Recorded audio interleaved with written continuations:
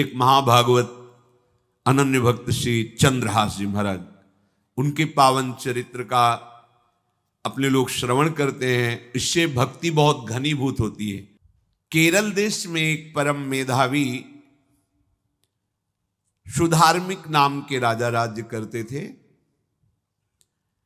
धर्म पूर्वक चलना, प्रजा का पालन करना और भगवान नाम जप करना, शास्त्र विधि से बिल्कुल कभी प्रतिकूल एक भी आचरण जीवन में नहीं किया। तो उनके यहां महाभागवत चंद्रहास जी का प्रादुर्भाव होता है। भगवान के भक्तों का जिस कुल में प्रादुर्भाव होता है, वो कुल, वो ग्राम, वो नगर, वो देश परम पूजनीय हो जाता है। ये महाभाग्यशाली मूल नक्षत्र में प्रकट हुए। लौकिक में अमंगल माना जाता है और भाव में देखो तो मूल कौन है? नक्षत्र भगवान। ऊर्ध्वमूल मधा शाखा मुसत्थम प्राहुरव्ययम। सबके मूल कौन है? श्री भगवान। किस नक्षत्र में पैदा हुए? मूल में, भगवत स्वरूप। और लोक में माना जाता है कि मूलन में पैदा हुआ है लड़का, अमंगल है, कुछ नष्ट ही होगा, संसार बड़ा विचित्र है। जैसे बालक रोता है ऐसे उनकी आवाज में निकला कृष्ण कृष्ण। बड़ा आनंद हुआ सुधार्मिक राजा को कि हमारे कोई महाभागवत पधारा है, क्योंकि ये भजन करके पूर्व जन्म में ऐसी भागवती की स्थिति प्राप्त की कि अबोध अवस्था में ही श्रीमुख से कृष्ण नाम निकल रहा है। आनंद उत्सव मनाया जा रहा है। राजा है, राजकुमार प्रकट हुआ, और दूसरी बात वो स्वयं भक्त हैं और भगवान का ऐसा भक्त जो जन्म लेते ही कृष्ण नाम उच्चारण किया। ये आनंद ज्यादा दिन टिका नहीं। रोज बधाइयां हो रही, आनंद उत्सव मनाए जा रहे। शत्रु पक्ष के राजाओं ने मिलकर कहा यही अवसर है, आक्रमण कर दिया जाए और केरलाधिपति का सब पूरा महल घेर करके कोई एक भी न बचने पावे। शत्रु पक्ष के राजाओं ने घेर लिया। आसपास से राजा और सैनिकों ने घेर लिया। अब वो असावधान थे, आनंद में पुत्र हुआ है, बधाइयां, कोई संभावना ही नहीं थी। गुप्त रूप से शत्रु पक्ष के राजाओं ने आक्रमण करके घेर लिया।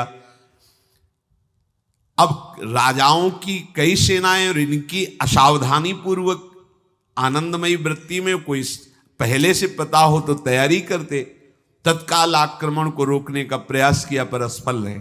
इनके सैनिक भी मारे गए, राजा भी मारे गए, राजमहल को घेर लिया गया,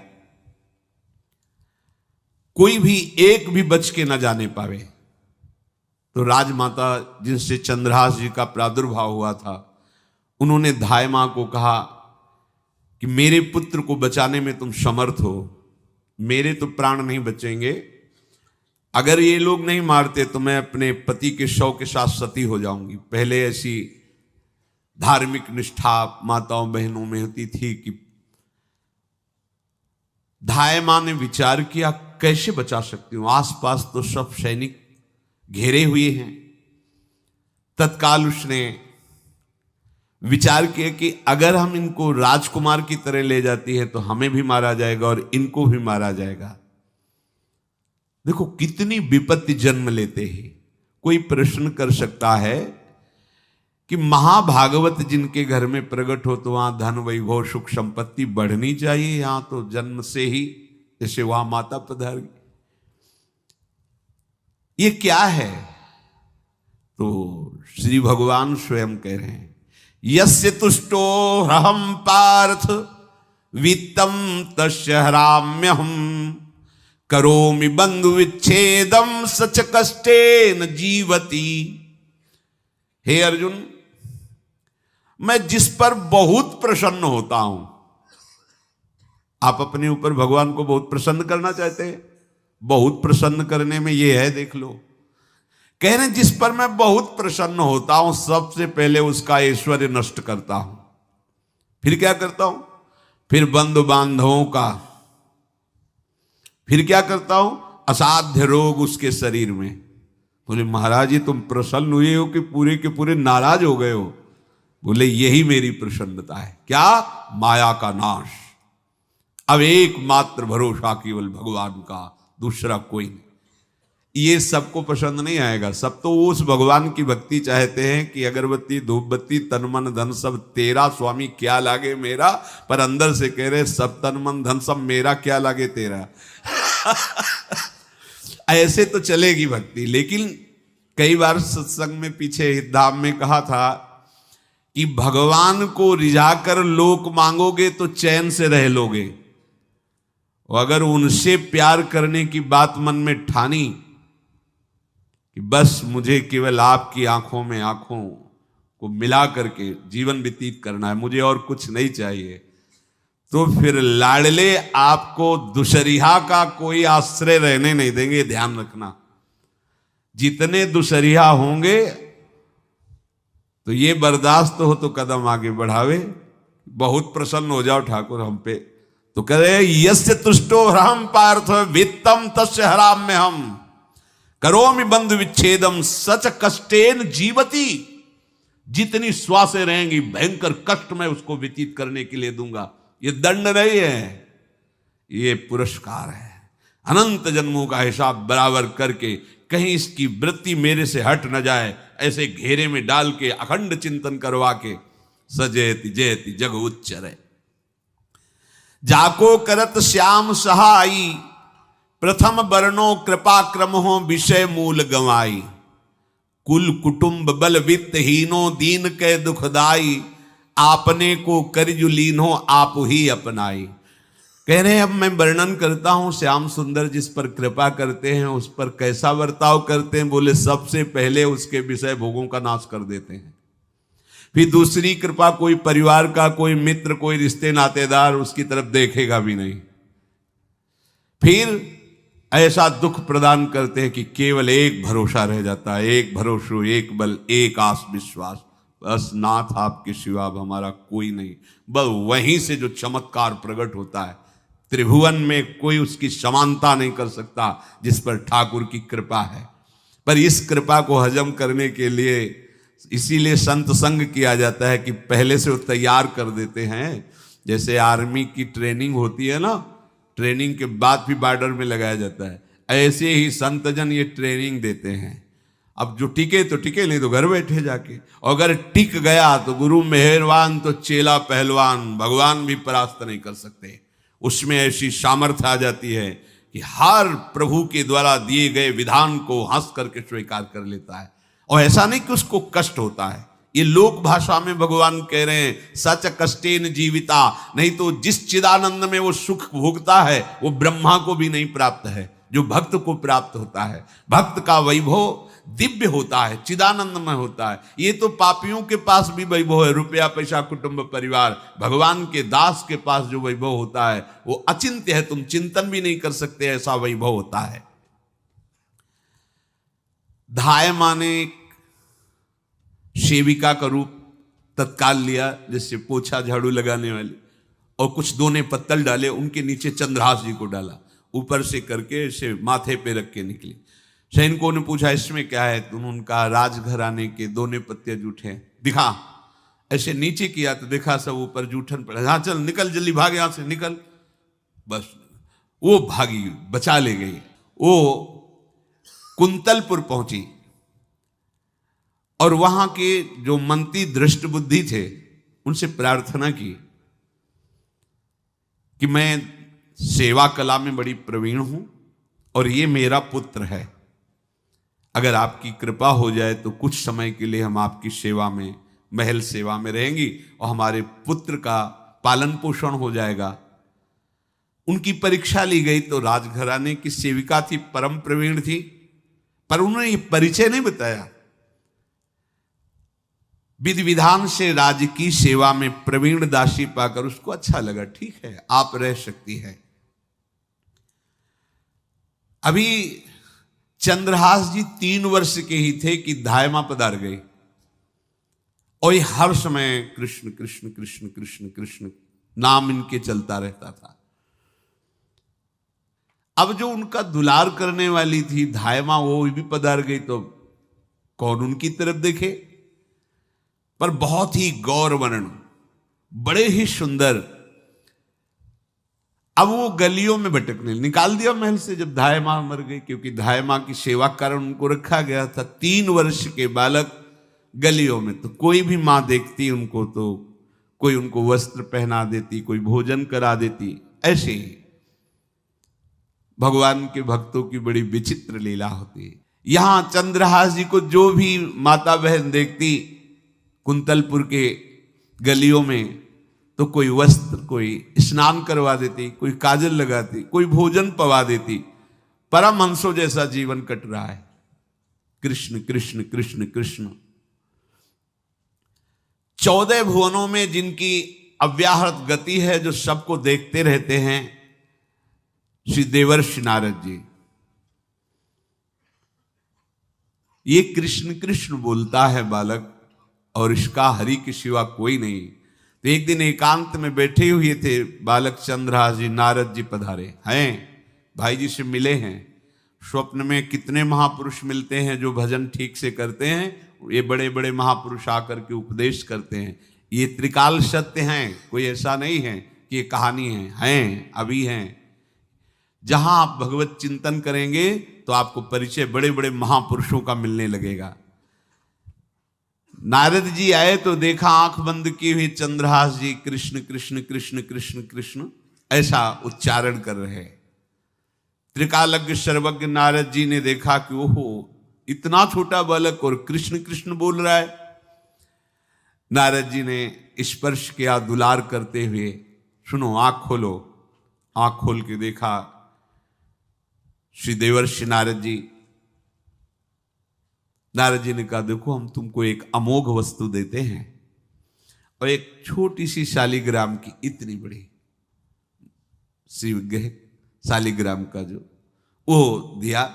बोले धो के पी लेना और दिखा के पा लेना, यही तुम्हारी सेवा पद्धति है।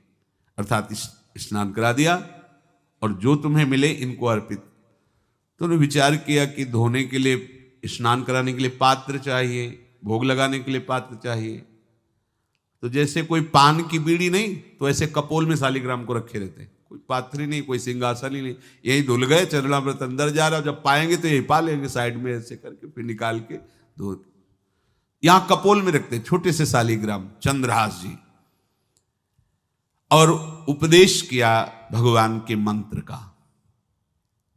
जब कोई भगवत प्राप्ति के लिए चलता है तो भगवान ही गुरु रूप से प्राप्त होते हैं, वहां तक तुम्हें पहुंचा देते हैं या उन महापुरुष को आपसे मिला देते हैं। जब कोई भगवत प्राप्ति के लिए जहां चलता है तो ये भगवान अपनी तरफ से कृपा करते हैं। ये दृष्ट बुद्धि के जो महल में धाय माँ ने इनका आश्रय स्वीकार करवाया था, उसके एक पुत्र थे मदन जी, वो बड़े भागवत थे। और एक पुत्री थी जिसका नाम था विषया, वो बड़ी सुंदर थी, अभी छोटी अवस्था की ही थी। मदन जी का स्वभाव था भक्तों को भोजन पवाना। जो भगवत भाव के जन होते हैं उनके हृदय में ऐसा उत्साह होता रहता है कि जो वैष्णव हैं, संत जन हैं, इनको भोजन पवाने का मतलब श्री भगवान को भोजन पवाना। भक्तमाल में भी वर्णन है कि जैसे गर्भवती मां को आप कुछ भी पवाओ तो बालक की पुष्टता अपने आप होती है, ऐसे संतों के हृदय में भगवान विराजमान प्रगट रूप से हैं। जब हम संतों को भगवत भाव से भोग पवाते हैं तो साक्षात भगवान ही पाते हैं। वो मदन थे भगवत भाव के, तो उन्होंने बुलाया बड़े बड़े भक्तों को और ब्राह्मणों को। जब ब्राह्मण और भक्त पा रहे थे तो खेलते खेलते चंद्रहास जी भी वहीं चले गए और उन्होंने भी वहां प्रसाद पाया। अब बड़े बड़े ब्राह्मणों में एक ज्योतिषाचार्य थे। दृष्ट बुद्धि जी ने हाथ जोड़कर प्रणाम किया और अपने परिवार को प्रणाम करवाया और कहा, यह हमारी पुत्री है। दृष्ट बुद्धि जी ने कहा, आप इसका हाथ देकर बताइए, इसको वर कैसा मिलेगा, कैसा ऐश्वर्य होगा। दृष्ट बुद्धि मतलब दुष्ट बुद्धि, ऐसा ही था वो। पर बड़ा विचित्र खेल है, इसकी बुद्धि एकदम विपरीत और पुत्र महाभागवत। भगवान का खेल है। वो भक्ति विरुद्ध और पुत्र भागवत। उन्होंने कहा वर, ऐसे दृष्टि डाली चंद्रहास जी वहीं पार, वो है इसका वर। वो इसे धाय का, एक दासी का लड़का हमारी पुत्री का वर बने। बोले शायद आपने ध्यानपूर्वक रेखा नहीं देखी, वो हम देख लिए हैं, यही है तुम्हारी पुत्री का वर। दृष्ट बुद्धि ने विचार किया कि एक भिखमंगा हमारी राजकुमारी पुत्री का दूल्हा बनेगा। पंडित जी को तो दक्षिणा दी, विदा किया और सैनिकों से कहा घर से निकलने न पावे बालक, क्योंकि ज्योतिष पक्की, ज्योतिष शास्त्र सत्य है, पर उसका सम्यक ज्ञान होना चाहिए। भला मुझ सम्राट के मंत्री की पुत्री, वो महामंत्री हैं दृष्ट बुद्धि, और ये एक भिखमंगा कैसे हो सकता है? बड़ा हृदय में जलन हुआ, ये तो बड़ी अपकीर्ति और दुर्भाग्य का विषय होगा, इसी को मरवा डालते हैं, काम खत्म हो जाएगा। निश्चय किया और जल्लादों को बुलाया और कहा बालक जो पंगत में भोग पा रहा है, इसको ले जाओ और जंगल में मार के, और इसका कोई अंग हमें काट के दिखाओ कि हाँ मार, मतलब पक्का मार देना है। क्योंकि वो इतने सुंदर थे, इतने सुशील थे, इतने प्यारे लगते थे कि कोई भी मारने के लिए तैयार। इसीलिए उसने शर्त रखी, इनका अंग काट करके हमको प्रमाण में दिखाया जाए कि मार दिए गए हैं। चांडालों ने हाथ पकड़ा, चंद्रहास जी को ले गए। चंद्रहास जी का स्पर्श करते हुए उनको ऐसा दुलार होने लगा हृदय में, जैसे मां को अपने बच्चे से दुलार होता है। स्पर्श करते, दरस परस अघनाश, भक्त का स्पर्श ही पापों का नाश कर देता है। वो दो जल्लाद आपस में कहने लगे भाई जीवन हो गया लोगों को मारते हुए, कभी कोई पुण्य का काम नहीं किया। ये देखो भक्त संग का प्रभाव। इस सुकुमार विशाल नेत्र, कैसा सुंदर बालक जो हमारे चित्त को चुरा रहा है, इस दुष्ट बुद्धि मंत्री ने आदेश किया मारने का। भला इससे क्या बिगाड़ा इनका, क्यों मारना चाहता है? देखो वैसे तो मां पापी है ही है, क्योंकि जल्लाद घर में जन्मे हैं, पूर्व जन्म के पापों के अनुसार इस जन्म में न जाने कितनों को हमने काटा है। पर पता नहीं क्या हो रहा है, मेरे हृदय में ऐसी हिम्मत नहीं आ रही कि इस बालक को मैं मार सकूं। दूसरे ने कहा फिर अगर उसको तुम नहीं मारोगे तो तुम मारे जाओगे, कुछ तो करना पड़ेगा। नहीं नहीं, इस छोटे से बालक से क्या किसी को नुकसान। एकांत जंगल में ले गए और कहा तुम जानते हो हम तुम्हें किस लिए बुलाए हैं? चंद्रहास जी बालक थे, 5 वर्ष की आयु अब हो गई थी, तो उनका मुझे पता नहीं कि आप क्यों लाए हैं। बोले हम जल्लाद हैं, तुम्हें मारने का हुक्म दृष्ट बुद्धि ने दिया है, मारना तो पड़ेगा ही तुम्हें। हमारी इच्छा नहीं कि मारें, पर हम तुम्हें अंतिम बात पूछते, तुम्हें कुछ भी पसंद हो, कुछ भी, तो तुम कहो, हम तुम्हारे लिए ला के देंगे, जो तुम्हें चाहिए बोलो, पर हमें वध करना पड़ेगा तुम्हारा। तो उनका मुझे कुछ और नहीं चाहिए, बस थोड़ा सा समय चाहिए। यदि आप मारना ही चाहते हो तो थोड़ा हमारी पूजा है हम कर ले, इसके बाद मार लीजिए। आपको तो बल है, अस्त्र हैं, मैं तो बालक हूं। उनका हाँ हम तुम्हें समय देते, तुम किसी को पुकार भी सकते हो, जो तुम करना चाहो कर सकते हो। चंद्रहास जी का मुझे मृत्यु का भय नहीं, बस कुछ समय दे दी। पूरा महाभारत हो गया था, टिटिहरी के अंडे नहीं फूटे थे। वहीं एक टिटिहरी का, तो टिटिहरी एक पक्षी होती है, टे टे करके उड़ती है, तो उसके अंडों के ऊपर एक हाथी का घंटा हो गया, गिर गया ऐसे। सब पूरा महाभारत में सब नष्ट भ्रष्ट, वो अंडे वैसे सुरक्षित। तो जो प्रभु भारत युद्ध में राखे भरही अंड, सोई मुंह को राखे जो राखत ब्रह्मांड।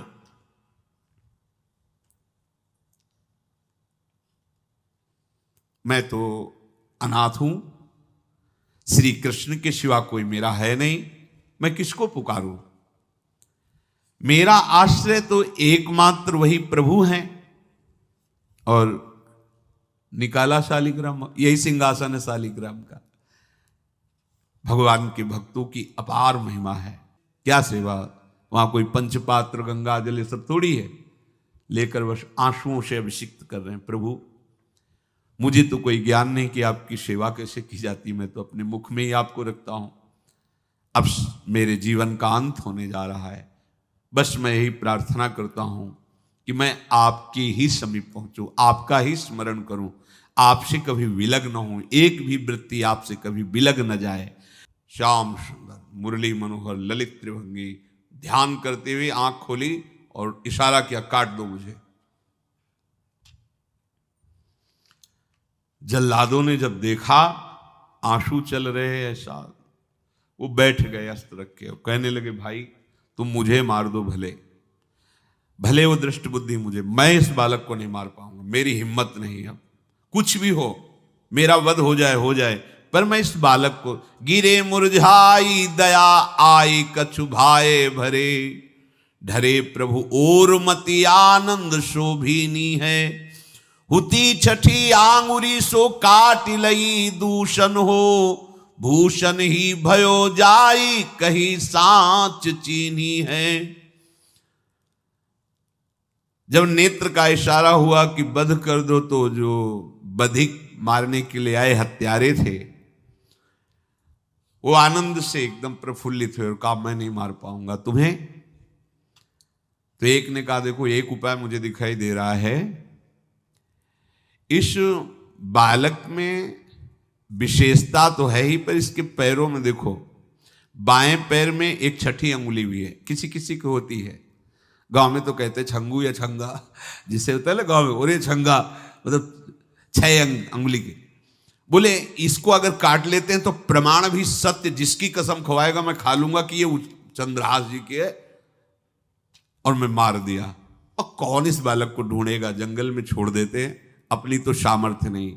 बधिकों ने, जल्लादों ने ऐसा ही किया और जाकर अंगुली दिखा दी, मैं बालक का वध करके आ गया हूं। उनको यह कि लाखों बार इन्होंने वध किया तो संशय का कोई रिश्तेदार थोड़ी है, वो तो बालक है, उसको मारने में क्या, हाँ ठीक है मार दिया गया। अब वो जो चले गए तो अंगुली जो कटी थी उससे रक्त प्रवाह हो रहा है।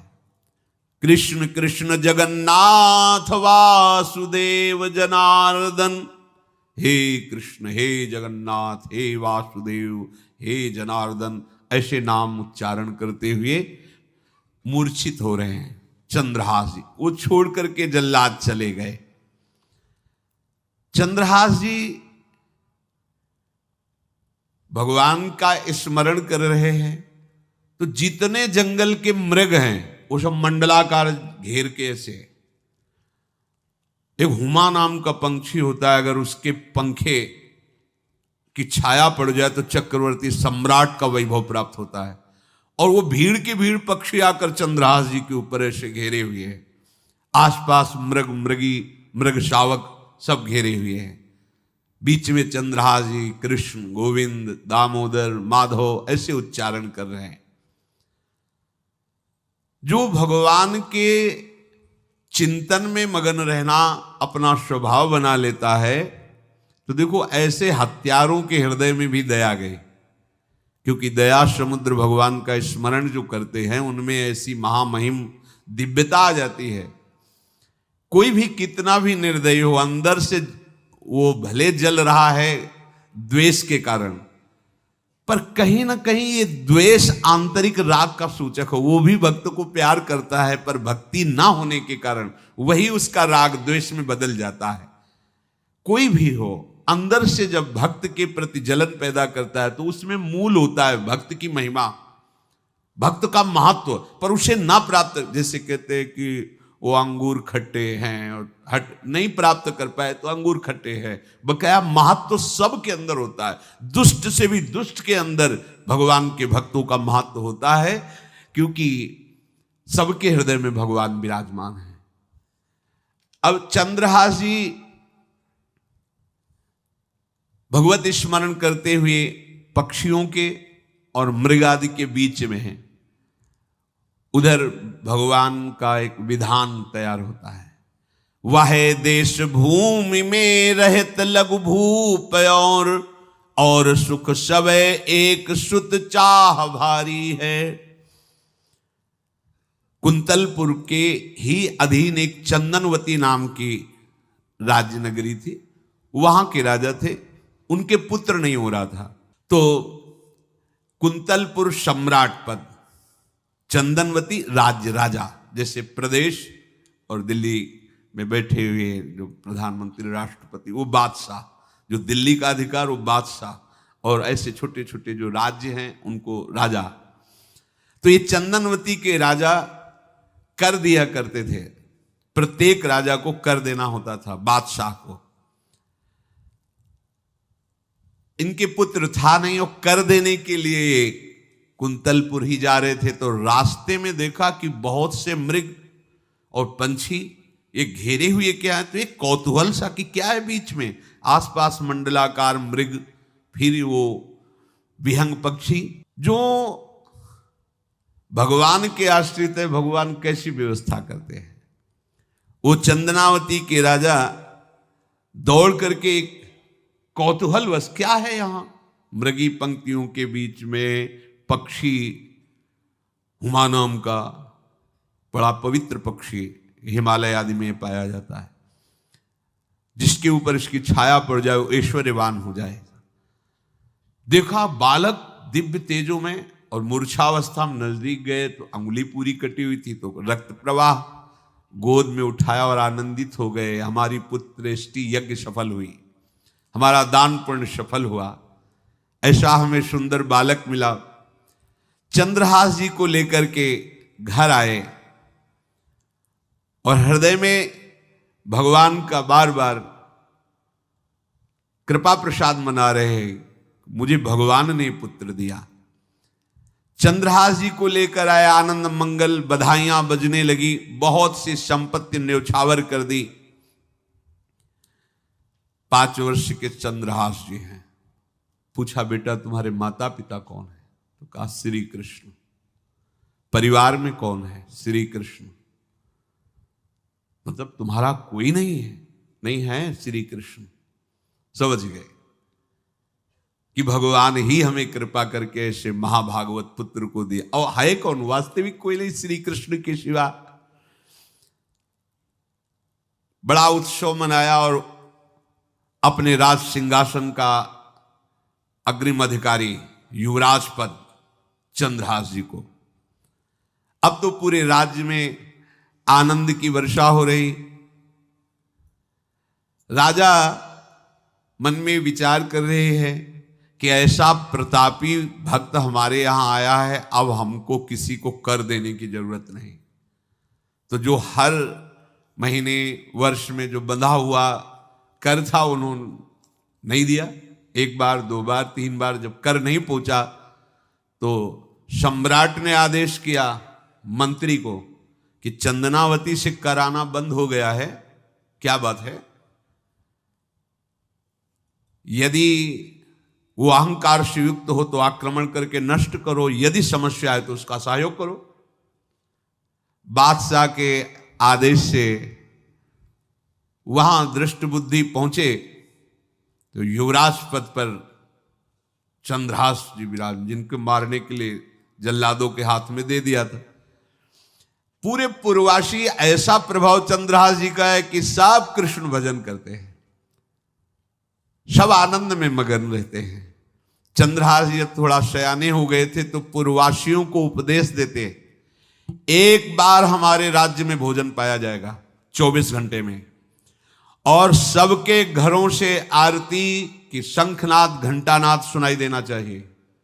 सबके यहां शाम के रोज नाम कीर्तन और भगवत कथा होनी चाहिए, क्योंकि आयुष्यम चपलम तादृक जल बुद्बुद सन्निभम चिंतयध्वम जनामूढ़ा माधवम वर्षम सुस्थिरम। भाइयों, ये आयु बड़ी चंचल है, कब शरीर छूट जाए पता नहीं, पानी का बुलबुला कब फूट जाए कोई पता नहीं। इसलिए माधव श्री कृष्ण का नाम कीर्तन, उनकी आरती पूजा, उनका ध्यान और 1 टाइम भोजन। पूरे नगर में अब सोचो कितना भक्ति का प्रभाव होता है। पूरा नगर में, हर घर में आरती, पूजा, कीर्तन चक्रवर्ती सम्राट के लक्षण स्वाभाविक चंद्रहास जी में प्रकट होते थे। अब दृष्ट बुद्धि जब वहां गया, देखा युवराज पद पर, पहचाना कि वही बालक है, ये तो चंद्रहास है, क्योंकि काफी समय तो महल में ही रहे थे धाय मां के साथ और अच्छे से पहचान थी। अब उन्होंने विचार किया कि ये तो बहुत अनिष्ट हो गया, हमने तो मारना निश्चित किया था और जल्लादों ने इसको छोड़ दिया और अब तो ये राजा का राजकुमार बन गया। तो राजा से कहा कि पहली बात, युवराज पद पर बैठालने के पहले तुम्हें सम्राट को सूचना देनी चाहिए थी। दूसरी बात, अभी तक तुमने कर नहीं दिया। जानते हो कि अगर सम्राट का भाव बदल गया तो एक क्षण में तुम्हारे राज्य को नष्ट कर दिया जाएगा। तो राजा ने हाथ जोड़कर, चंद्रावती के राजा ने कहा, महाराज आप ही अब हमारी रक्षा कर सकते हो। तो उसकी दृष्टि चंद्रहास पर थी, इसको मरवाना है, क्योंकि पंडित ने बताया था यही पति बनेगा। अरे तो अब तो आनंदित होना चाहिए कि अब तो राजा बनेगा, अब तो बढ़िया है। लेकिन चंद्रहास जी को यदि आप सम्राट के पास भेज देते हैं और सम्राट निश्चित प्रसन्न हो जाएंगे चंद्रहास को देख के, तो वो तुम्हारे इस अपराध को क्षमा कर देंगे। युवराज पद दे दिया और भेंट नहीं दी, कर नहीं दिया महीनों से, तो ऐसा करो चंद्रहास जी को भेज दो। राजा ने स्वीकार कर लिया। और पहले लोग बिल्कुल धर्म से चलते थे, कहीं भी अधर्म का लेश नहीं।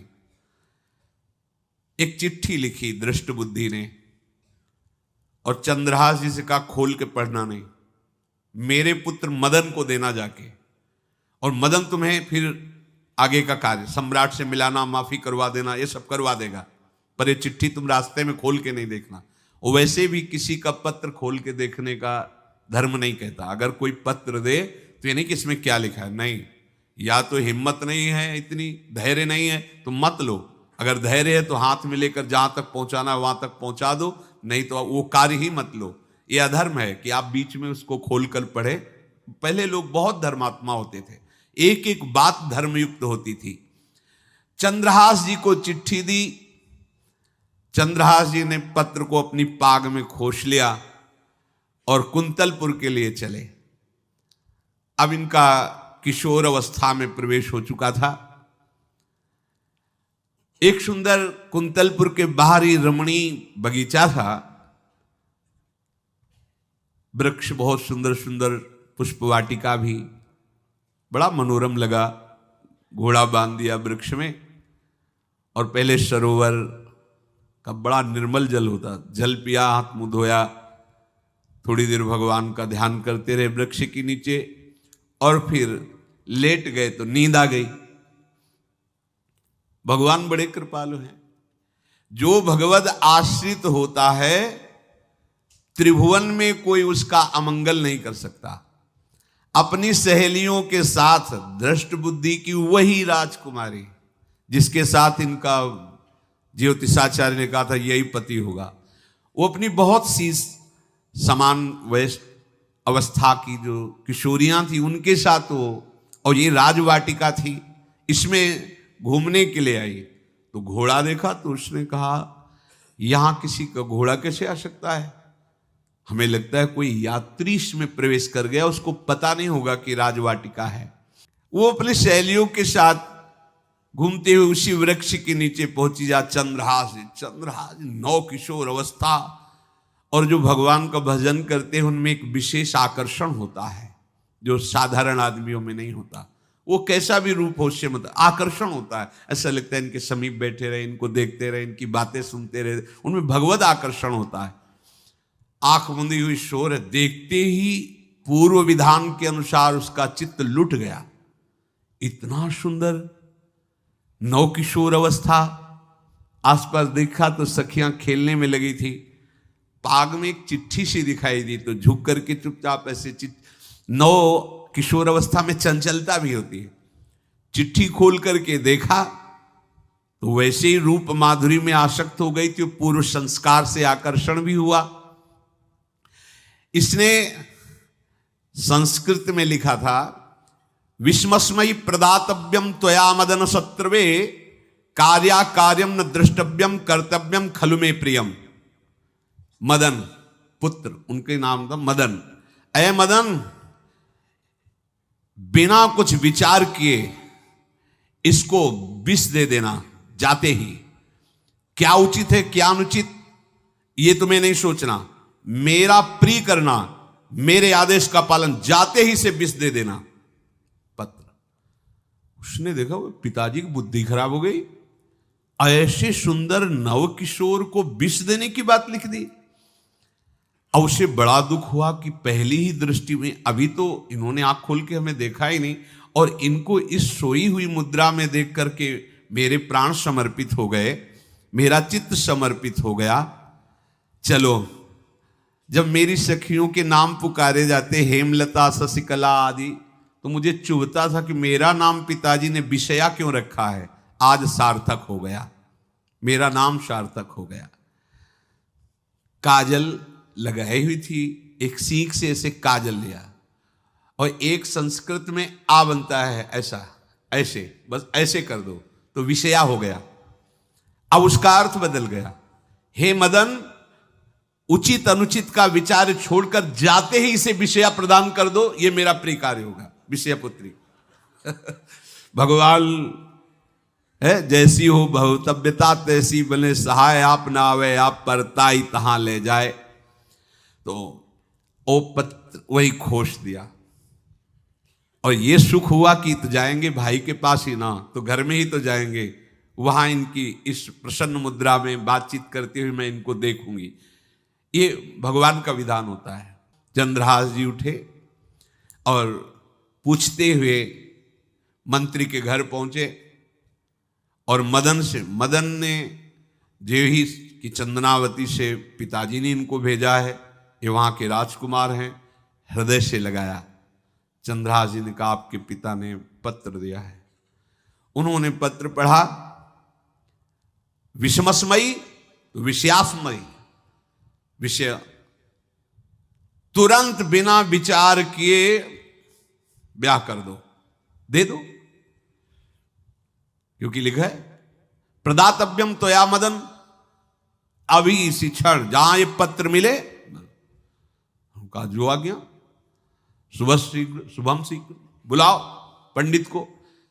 पंडित ने कहा भगवान की कृपा से अगला मुहूर्त है, बिल्कुल ये ब्याह का पक्का मुहूर्त है। अब तो राजघराने तत्काल व्यवस्था हुई। अब वो तो पहले ही मोहित हो चुकी थी देख के विषया जी। तत्काल दुल्हन रूप उनको सजाया गया, इनको दूल्हा रूप सजाया गया, पंडित शुरू कर दिए, गणानंतो आगणपति को ब्याह हो गया। अब जब ब्याह यहां खूब धूमधाम से हो गया, तो दृष्ट बुद्धि ने सोचा कि काम हो गया होगा, विष दे दिया हो गया, मर अब हम जाके संभाल लेंगे, क्योंकि राजकुमार है, कैसे विष दिया कौन दिया, तो इस बात को हम संभाल लेंगे। जब वहां घर है तो पूरे नगर में सजावट हुई थी। बोले भैया सजावट का है कि? बोले महाराज आपके ही आदेश से तो है, आपने दूल्हा भेजा था। और दूल्हा भेजा, ब्याह किसने कब कहा ऐसा? बोले वो तो मदन के पास चिट्ठी रखी है। अब वो घर गए, मदन को बोला, बोले तुम्हारी बुद्धि मारी गई क्या? हमने पत्र में लिखा था। दिखा दिया, लिखा था हमने विष, इसमें विषया कैसे लिख गया? काजल से ऐसे, और पहले स्याही काजल की ही होती थी, तो ऐसे भगवान सब कुछ बना देते हैं। उनका पिताश्री एक भी अक्षर आपकी आज्ञा का उल्लंघन, आपने लिखा था बिना विचार किए उचित अनुचित का हमारी आज्ञा का पालन किया जाए। विषया प्रदातव्यम मदन, मेरा नाम लेके आपने संबोधन करके ये देखो ये लिखा हुआ है, इसमें हमारी त्रुटि क्या है? देखा तो चंद्रहास जी दूल्हा और सुंदर, अब उसका हृदय आग ले। अब तो मान जाना चाहिए, बिटिया का वरण हो गया भाई, ब्याह हो गया, अब तो गुस्सा छोड़ देनी चाहिए। पर दुष्ट बुद्धि, नाम ही रखा था दृष्ट बुद्धि, उसने कहा चाहे बिटिया विधवा रहे पर तुम्हें जिंदा नहीं रहने देंगे। ये दुष्ट बुद्धि होती है। देखो कैसे कैसे ऐसे ही होते हैं, कुछ लोग ऐसे ही होते हैं, हमारी इज्जत, फिर जेल काटता है पूरा परिवार, मार डालेंगे तुम्हें जिंदा नहीं रखेंगे, ऐसे दुष्ट बुद्धि का स्वभाव होता है। अब भाव जब बिगड़ जाता है तो फिर पकड़ में नहीं आती बात, यही समझ जाना चाहिए था। चरणों में प्रणाम करके कि अब तो तुम हमारे बेटे के समान हो, ये भी राज्य तुम्हारा, वो भी, आनंद लो। अब बड़ा सुख का कार्य है। लेकिन जब नकारात्मक सोच आ जाती है तो बुद्धि कंट्रोल में नहीं रहती, वो फिर उद्दंडता करने, उसका निश्चय गलत होता है। नजदीक गया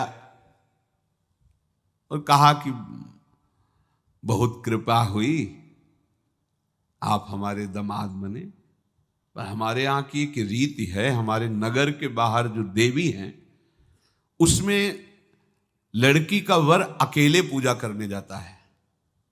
आपको हमारी कुल की रीति का निर्वाह करना होगा, आपको जाना ही होगा। कोई समस्या नहीं, हमारे लिए तो हर देवी देवता भगवत स्वरूप है, आपके लिए हम पूजने चले जाएंगे, पूजन की थाल तैयार करो। और उधर कई बलवान सैनिकों को भेजा, देवी पूजने जो आ रहा है तत्काल उसे काट देना, किसी भी तरह बचना नहीं चाहिए, नहीं तुम सब मारे जाओगे। जो आदेश देवी मंदिर में सैनिकों को लगा दिया, जो आवे तत्काल मार देना, क्योंकि अब भेज ही रहे ना, तो नाम नहीं लिया, कहा जो आवे तत्काल मार देना, मेरा आदेश अगर बचा तो मैं तुम्हें मार दूंगा।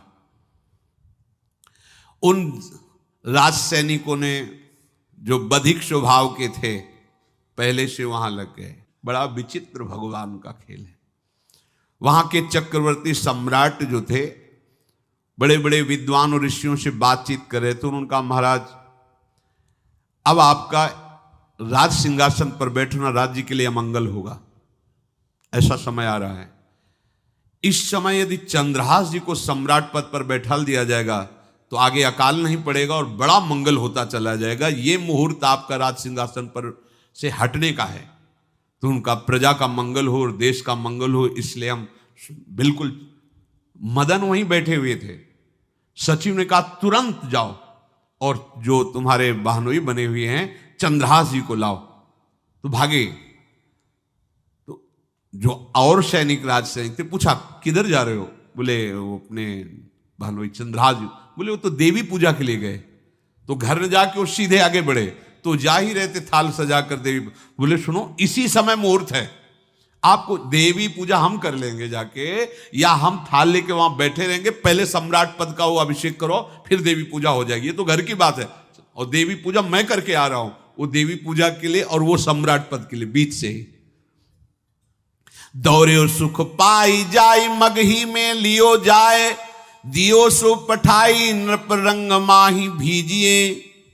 अब जब जो सम्राट थे तो बहुत आनंदित हो गए, क्योंकि भगवान का भक्त, तेजस्वी और बलवान शूरवीर योद्धा जो सम्राट पद पर बैठेगा तो अकाल नहीं पड़ेगा, सुख की सब प्रजा को वृत्ति प्राप्त होगी। बड़े आनंदित होकर इनका सम्राट पद पर अभिषेक हो रहा है। और दृष्ट बुद्धि के पुत्र जो मदन संतों और भक्तों का आदर करते थे, वो देवी पूजा, और वहां पहले उसने बोल रखा था जो आवे तो देवी अपमान ते न डरो सम्मान करो, जात मारी डार्यो या सो भाष्यो भूप लीजिए। चंद्रहास जी का सम्राट पद पर अभिषेक और मदन जी का देवी मंदिर में प्रवेश, और सैनिकों ने काट के फेंक दिया मदन को। ये जो पे कृपा रघुपति कृपाल की, बैर और की कहा सरे होई न बाको। बार भगत को जो कोई कोटि उपाय करे, गोस्वामी तुलसीदास लिख रहे, भगवान का कृपा पात्र जो भक्त है, किसकी ताकत है कि उससे बैर कर सके।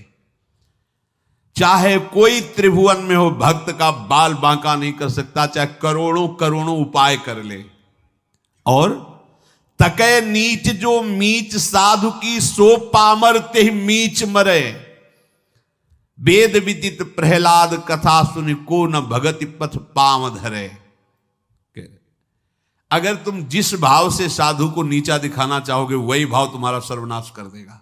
वैसे ही देखो सर्वनाश हुआ ना, एक ही पुत्र, और इसके आदेश से वह उल्टा खेल हो गया, पुत्र की ही हत्या हो गई, और चंद्रहास जी को सम्राट पद पर अभिषेक किया जा रहा है। अब दृष्ट बुद्धि ने बड़ी प्रसन्नता अंदर है कि वो तो मार दिया गया होगा। सैनिक आए और बोले महाराज आपके पुत्र का वध हो गया है। पुत्र का वध कैसे? बोले आपने कहा था जो आए उसे मार देना, तो आपका पुत्र ही थाल लेकर पूजन, वो तो चंद्रहास, बोले उनका तो अभिषेक हो गया सम्राट पद पे, ये कैसे हो गया? अब अंदर भारी दुख उनके हृदय में, उन्होंने बताया कि तुम्हारे पुत्र को तो हम लोगों ने ही काट डाला आपके आदेश के अनुसार, आपने कहा था जो जाए उसे काट। अब तो छाती पीट पीट के, माथा फोड़ फोड़ के खूब रो रहा है। किसी का कोई भी बस नहीं चल सकता भगवान के भक्त के ऊपर। तंत्र मंत्र दुनिया का जितना भी सामर्थ्य है, ये भक्ति को ऐसे खिलवाड़ नहीं है। अब वो बार बार मैं कितना भागी, हाय मैं कितना भागी, अपने पुत्र को ही मरवा दिया, ये हाहाकार करके रो रहा है। चंद्रहास जी ने जब सुना तो उन्होंने कहा अरे मृत्यु तो मेरी निश्चित थी, फिर मदन भैया को वो मेरी मृत्यु प्राप्त हुई। नहीं नहीं, ऐसा नहीं हो सकता, मैं अभी जाता हूं। वहां गए, देखिए सब कटे, अंगों को रखा, भगवान का ध्यान करते हुए स्मरण करते से हाथ फेरा, उठ के बैठ गए। अब ये घटना तो उनको पता नहीं थी, दृष्ट बुद्धि को उन्होंने खोपड़ी फोड़ करके अपनी हत्या कर ली। उनको जिला के आए तो फिर उनको जिलाया और कहा पिताजी अब कृष्ण कृष्ण जपो। अब उनकी बुद्धि शुद्ध हुई और भगवान का आश्रय लेकर के वो अपने जीवन को भगवत भक्ति में बनाए। तो जो भगवान का भक्त है उससे द्रोह करने वाले को भी परम मंगल ही देते हैं भक्त, पर भक्ति में अनन्यता की आवश्यकता है। प्रारंभ इहलोक परलोक के सारे सुखों को भगवान के चरणों में समर्पित करके किसी व्यक्ति वस्तु स्थान का आश्रय नहीं होना चाहिए।